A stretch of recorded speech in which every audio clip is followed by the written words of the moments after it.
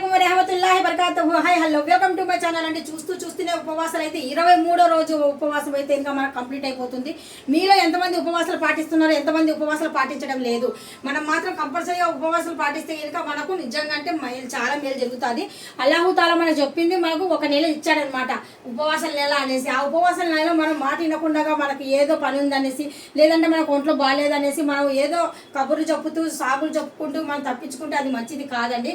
పూర్తిగా అనారోగ్యంగా ఉంటే కనుక అనారోగ్యంగా పూర్తిగా ఉండి మీ వల్ల అవ్వదు అన్నప్పుడే మీరు ఉపవాసం అనేది చేయకుండా ఉన్నా పర్వాలేదు. మీరు హెల్తీగా ఉండేసి 3 పూట్ల బాగా శుభ్రంగా తినేసి బాగా హెల్తీగా తిరుగుతూ మీరు ఉపవాసం పాటించలేదంటే కనుక అల్లాహు తాలా దగ్గర మీరు జవాబు ఇవ్వాలి కంపల్సరీగా.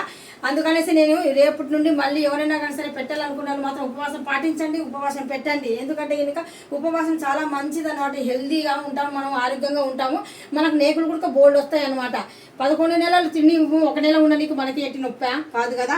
ఈరోజు ఉపవాసం లేక నేను ఇఫ్తార్ చేయడానికి నాకు ఏమేమి వచ్చాయి మా ఇంటికి అంటే కనుక ఈరోజు వచ్చేసి మనకు వాటర్ మిలన్ వచ్చేసాయి, గ్రేప్స్ వచ్చేసి, ఖర్జూరాలు వచ్చేసాయి, ఒకటి వచ్చేసి ఇదేమంటారమ్మా దానిమ్మ పండు, పపాయ. ఇక్కడ వచ్చేసి పెద్ద వాటర్ మిలన్ అండి, చాలా అంటే చాలా పెద్ద వాటర్ మిలన్ తెచ్చాడు మా ఆయన. అయితే కనుక పొంగిపోతున్నాడు మా ఆయన, ఎందుకో తెగ పొంగిపోతున్నాడు.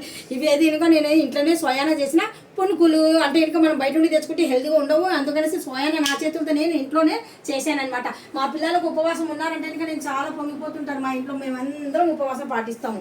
అలా ఈ వీడియో నచ్చినట్టుగా అయితే లైక్ చేయండి, షేర్ చేయండి, కామెంట్ చేయండి, సబ్స్క్రైబ్ అసలు మర్చిపోకండి. Thank you so much. అల్లా హాఫీజ్. అస్సలాముఅలైకుం వరహమతుల్లాహి వబరకాతుహు. రేపటి నుండి మీరు కూడా ఉపవాసం పాటించండి.